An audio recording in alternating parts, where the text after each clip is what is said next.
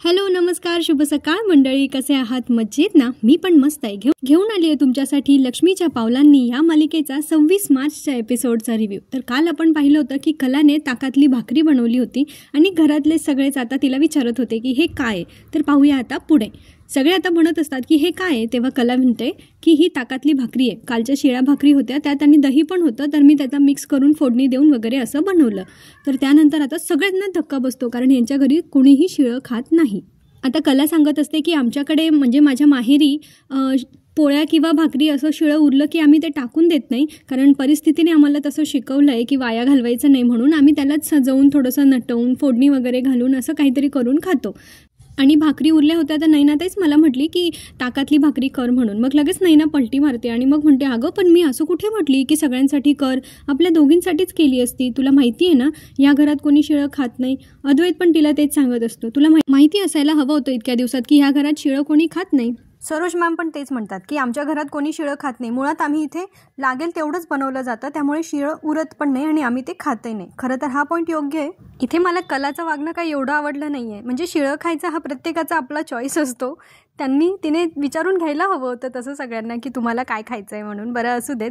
आता सरोज मॅम तिला म्हणत असतात की तू गप्प बस ना, तुला माहिती आहे इथे घरात कोणी शिळं खात नाही आणि म्हणून तू हे सगळं बनवलंस आणि आता कोणाला बोलू देत नाही आहेस. तुला माहिती आहे की अद्वैतला ताक आणि दही सकाळी सकाळी चालत नाही. आणि त्या असं बोलतात आणि तेवढ्यात अद्वैतला धाप लागायला लागते. आता अद्वैतला काय हवं नको ते बघायचं सोडून सरोज मॅम आहे ना पुन्हा कलावर चिडायला लागतात. तिला म्हणतात, बघितलंस ना कसा त्रास होतोय त्याला, मुद्दाम करतेस का गं हे. तेव्हा कला म्हणते, सरोज मॅम माझ्यावर ओरडण्यापेक्षा आपण चांदेकरकडे बघूयात का.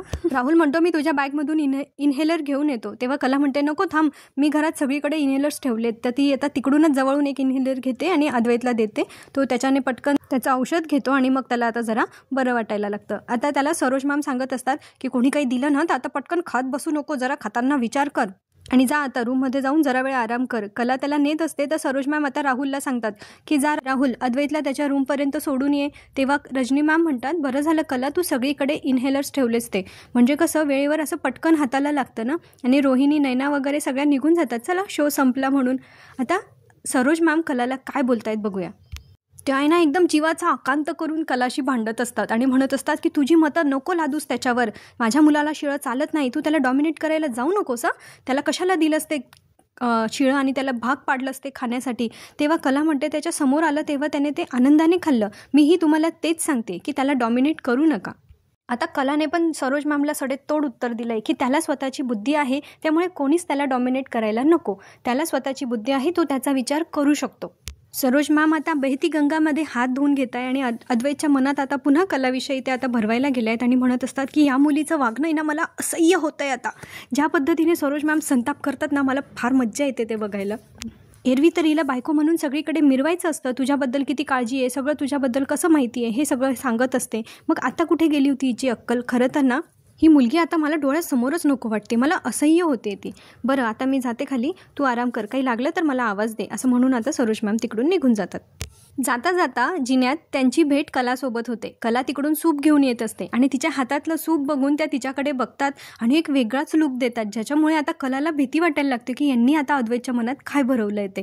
आणि आता कला मनाशीच म्हणत असते की ज्या पद्धतीने या माझ्याशी बघून गेलाय ना त्यावरून मला असं वाटतंय मला आमच्या नात्याची भीती वाटायला लागली. आता मला अद्वैतशी बोलावंच लागेल की त्याच्या डोक्यात हे जे काही सुरू आहे ना ते कोणीतरी भरवतंय त्याच्या डोक्यात, तेव्हाच त्याचा दृष्टिकोन बदलेल. म्हणजे आता सध्या आहे ना अद्वैतला नुसतं मॅन्युपुलेट करणं चाललंय. कोण काय सांगतं तो अद्वैत कठपुतलीसारखा तसा वागतो. परत सरोज मॅम येऊन काहीतरी वेगळं सांगतात, अद्वैत पुन्हा त्यांच्या बाजूने निगेटिव्ह विचार करायला लागतो. म्हणजे बाप रे, काय पात्र दाखवलंय अद्वैत. कला अद्वैतला आता सूप देते. अद्वैत म्हणतो, माझी ॲलर्जी ट्रिगर होईल असं काही घातलं नाही आहेस ना यात. तेव्हा कला म्हणते, नाही अरे मगाशी जे झालं त्याबद्दल खरंच सॉरी, म्हणजे काहीतरी नवीन मिळावं तुला, काहीतरी बदल व्हावा म्हणून मी हे सगळं केलं होतं, पण मला लक्षात नाही आलं की त्यामुळे तुला त्रास होईल, खरंच सॉरी. अद्वैत आता कलावर चिडत असतो की तुला किती दिवस झाले माझ्यासोबत राहून, मग आपल्याला एकमेकांबद्दल काहीच माहिती नाही, म्हणजे एकमेकांबद्दलच्या गोष्टी आपल्याला न सांगता कळायला हव्या, त्यालाच कम्पॅटिबिलिटी म्हणतात. मग आता कुठे गेली आपल्यातली कम्पॅटिबिलिटी. हे असं असतं का नातं.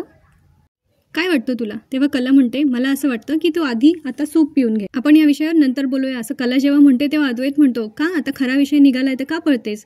तेव्हा ती म्हणते, हे बघ, कम्पॅटेबिलिटी ह्या विषयाने माझ्या दिवसाची सुरुवात आणि शेवट मनातल्या मनात म्हणत असते की आलाय खरा विषय. खरं तर हेच केव्हापासून माझ्या मनात होतं की या दोघांमध्ये ही कम्पॅटेबिलिटी, नात्याची हे वगैरे याच्याशिवाय दुसरं काही बोलतच नाहीये हल्ली. आता कला त्याला समजावून सांगणार असते आणि ते सगळं ना आता रोहिणी ऐकणार आहे, कारण यांना सवय ना जाता येता प्रत्येकाच्या रूमच्या बाहेरून कान लावून ऐकण्याची.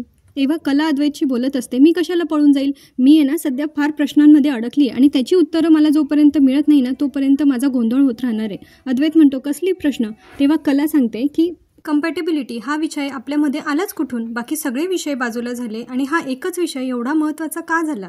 बरं, हे सगळं तुला 1 महिन्याच्या आतच शोधायचं आहे का? कोणाला काही सिद्ध करायचं आहे का? हे असे सगळे प्रश्न आता कला अद्वैतला विचारत असते. म्हणजे बघ ना, लग्न झाल्यापासून आपल्यात इतके सगळे वाद झाले पण सगळं सुरळीत चाललं होतं. मग आता हे असं का घडलंय की 1 महिन्यात तुला कोणाला काहीतरी सिद्ध करून दाखवायचं आहे का की आपण दोघं एकमेकांसाठी आहोत की नाही ते?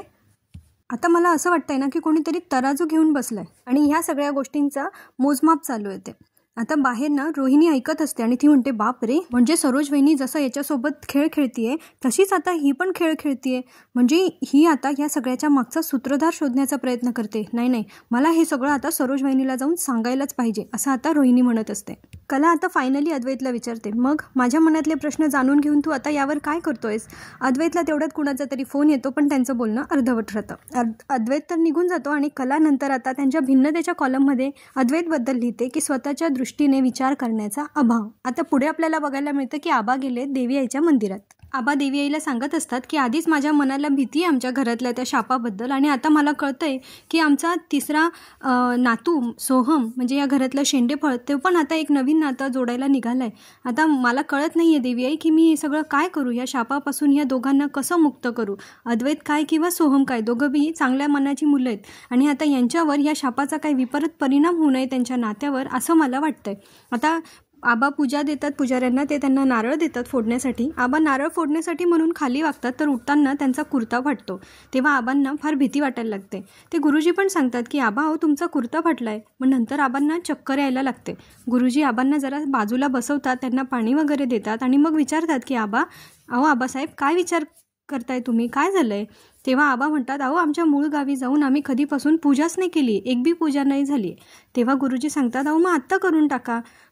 तेव्हा आता आबांना लक्षात येतं की हो आपण आता ही पूजा केली पाहिजे. म्हणून ते आता वळसंब्याला म्हणजे त्यांच्या मूळ गावी त्या देवस्थानाला फोन करतात आणि मग त्यांच्याशी बोलत असतात की मी आबा चांदेकर, मला वळसंब्याला आमच्या ग्रामदेवीची पूजा करायची आहे आणि श्यामसुंदर गुरुजी आहेत ना त्यांच्या घरी जाऊन त्यांची भेट पण घ्यायची. बरं मी निघालो की तुम्हाला परत फोन करतो. म्हणजे आता आबांचं बोलणं झालंय त्या ग्रामस्थांशी आणि आता आबा तिथेच मंदिरात जरा वेळ बसून घेतलंय त्यांनी. दुसरीकडे सरोज कामामध्ये खूप जास्त बिझी आहे. ती कोणाशी तरी फोनवर बोलते आणि तेवढ्यात रोहिणी तिकडे येते. तेव्हा सरोज मॅम म्हणतात, पटकन बोल काय असेल ते, मला आता जास्त वेळ नाही आहे, मी बिझी आहे. तेव्हा रोहिणी सांगते, मी तुला आता जे सांगणार आहे ना हे ऐकल्यानंतर तू आता तुझी सगळी कामं बाजूला ठेवणार आहेस. तेव्हा सरोज मॅम म्हणतात, प्रस्तावना पुरे, काय सांगायला आली आहेस ते सांग पटकन. तेव्हा रोहिणी सांगते, तुझी ती सून आहे ना. तेव्हा सरोज म्हणतो, तुझी सून म्हणून टोमणे मारू नको, बोल पटकन मुद्द्यावर ये. तेव्हा ना रोहिणी म्हणते, अगं का सारखी चिडचिड करते, बरं येते मुद्द्यावर येते. तर ती ना कला आहे ना ती अद्वैतला सांगत होती की आपल्यामध्ये कम्पॅटेबिलिटी हा शब्द कुठून आला, तू हे सगळं अचानक का वागतोयस, तुला महिन्याच्या शेवटी कोणाला तरी निर्णय द्यायचा आहे का. आता हे सगळं ऐकून सरोज म्हणते, मी काय तिला घाबरत नाही तिला कळलं तरी पण. आता रोहिणी सांगते, नाही पण मग ऐक तरी की जर तिने अद्वैतचा ब्रेन वॉश केला तर आता ती हळूहळू अद्वैतला तिच्या जाळ्यात ओढणार, मग अद्वैत तिच्या जाळ्यात अडकणार आणि तू जे काही अद्वैतचा ब्रेन वॉश केला म्हणजे त्याला जे काही समजवत होतीस तू ते सगळं आता वाया जाणार ना. म्हणून मी सांगत होती की तू जे काही सगळं बांधण्याचा प्रयत्न करतेस ते सगळं मोडेल ग. तेव्हा सरोज मॅम म्हणतात की ज्यावेळेला बिझनेसमध्ये माझं काही चालत नाही ना तेव्हा ही सरोज चांदेकर एक ट्रिक वापरते, रिव्हर्स सायकोलॉजी.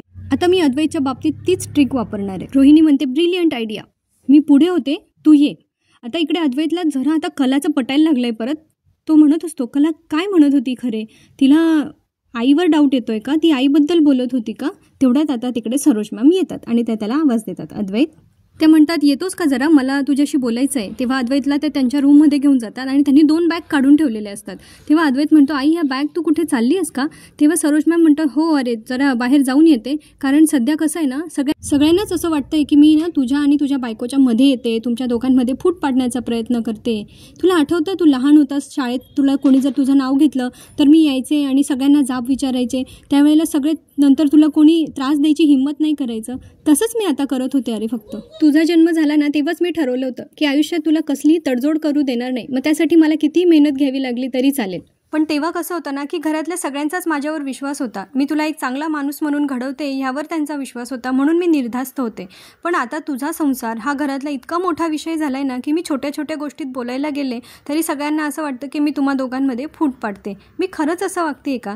तेव्हा अद्वैत म्हणतो आई तू इतकी प्रॅक्टिकल आहेस आणि म्हणून आज आपलं चांदेकर एम्पायर उभं आहे आणि तू आज इतकी इमोशनल झाली आहेस. तेव्हा आता सरोज मॅम म्हणतात जेव्हा विषय तुझा असतो ना तेव्हा असं होतं अरे. म्हणजे मला असं वाटतं ना की मला माझा संसार तर नाही सांभाळता आला, पण तुझ्या संसाराच्या बाबतीत तसं नको व्हायला. तेव्हा अद्वैत म्हणतो आई तू माझी आई आहेस आणि तू वेळोवेळी मला गाईड करत आली आहे, म्हणून मी आज इथपर्यंत आहे. त्यामुळे तुला पूर्ण अधिकार आहे माझ्यासाठी बोलण्याचा. आणि हे बघ आजपासून तू असा विचार वगैरे करायचा नाही आणि माझ्या आयुष्यात कोणी दुसरं असलं किंवा नसलं मला काही फरक नाही पडत, पण तू मला माझ्या आयुष्यात हवी आहेस.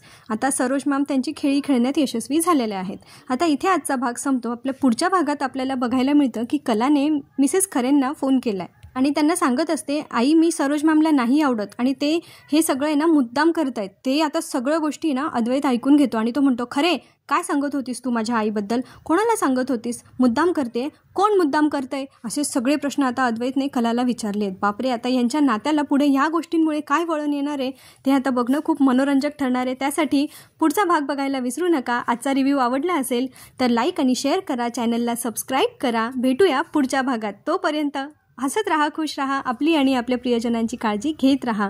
आयुष्य खूप सुंदर आहे, मस्तपैकी जगत राहा. पुन्हा भेटूया. धन्यवाद.